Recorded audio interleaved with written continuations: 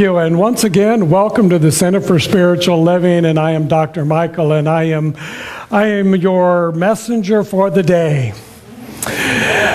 Oh, isn't this great? So we have been following this book, 365 Days for Richer Living, which was written by Dr. Ernest Holmes and Raymond Charles Barker. And each of these individuals were part of the larger movement that we call New Thought. And it is wonderful that they came together and created this daily affirmation for people to expand and move their life into a greater place. And it's by no accident that after some 54 years that the movement has reached that level of understanding and awareness that it is now time for us to come back together in the unity of one. To be in that place of knowing that it's the principle we teach. And we do it in many locations. And we do it with many preferences. And we do it with many styles.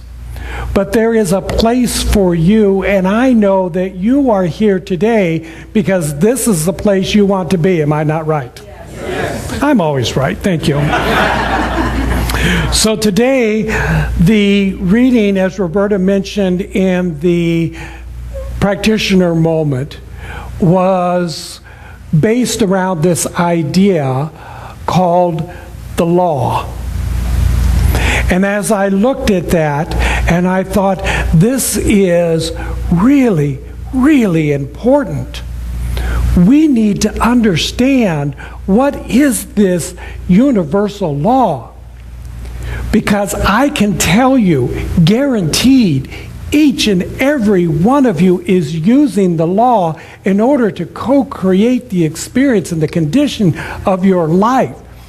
Everything that you are bringing forth, you have brought forth by the use of this law. Good, bad, or indifferent, you created it, you brought it forth.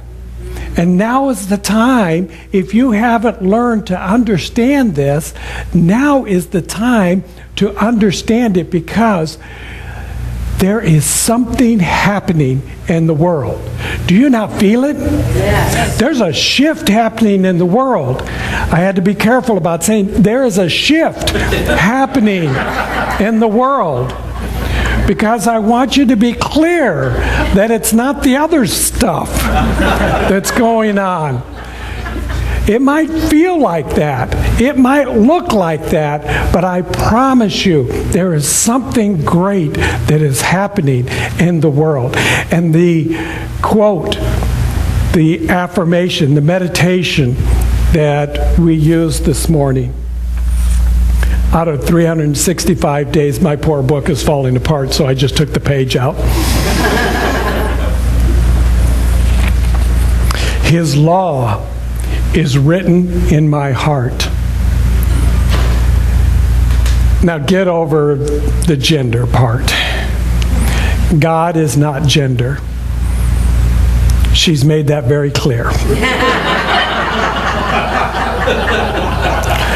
The law is written in my heart. This is true for each and every one of you. The law is written within your heart. You are a spiritual being having a human experience. There is nothing more you need to do. You are whole, perfect, and complete. You are eternal and immortal. And in some place in the cosmos, out of that divine intelligence, desiring to have experience, individualized itself in the personality known as you, and this is how it has shown up. And it has, out of that magnificent and divine intelligence, determined that because you are an individualized part of that greater whole, that you should have the same nature that that divine intelligence has. You should have the power and the presence to create all that you want and all that you desire. And the only way it could do that was to give you free will, to give you self-choice. If it did not decide that, then it would have made you mechanical. It would have created you in a way that you had no choice. You would have been the perfect being that it is and is expressing through you, and you would just move around as a robot, being that expression of perfect bliss.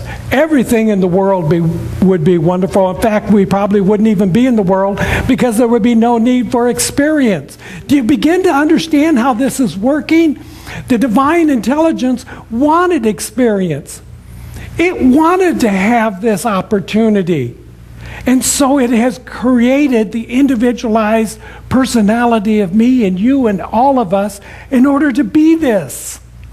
And it has said, be the magnificence of who you are. Be the magnificence of who you are.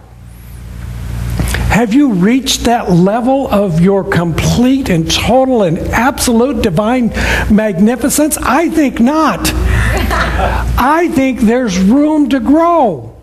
I think there is more that can be brought forth, and that's why there's shift in the world. Because we haven't expressed ourselves in that magnificence and that beauty and that abundance and that wisdom and that truth that we are. Here's what Ernest Holmes said. Because my whole being is the life of God in me, I have nothing to fear. The life of God in me, I have nothing to fear.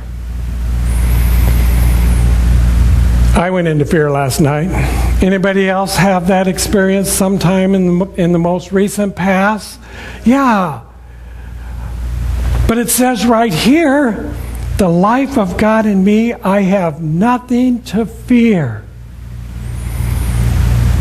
Well, if that's true, then why did I go into this place of fear? You want to know what my fear was? Yes. Yeah. Oh, okay. I had no idea what I was going to say this morning. I'm like, oh. 2 weeks ago, I had a real mystical experience, and I've been trying to recreate that ever since. And I was like, oh my God, what am I going to do this week?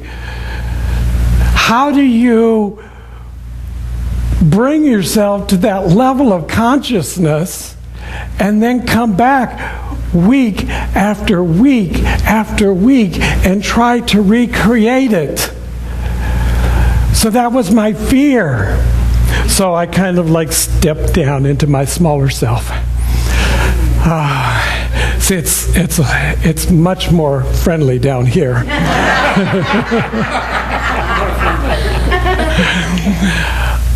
I was told yesterday that someone found me intimidating. And I was like, good Lord. Me? Do any of you find me intimidating? No. Oh, okay. If you did, there are practitioners available.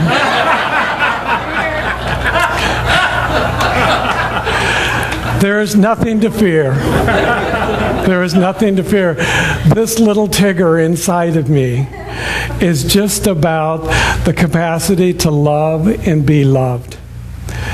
Yes, I know I have a great deal of self-confidence. Yes, I know that I was quite successful for 20 years in running a foster home for children with a budget of over $1.25 million.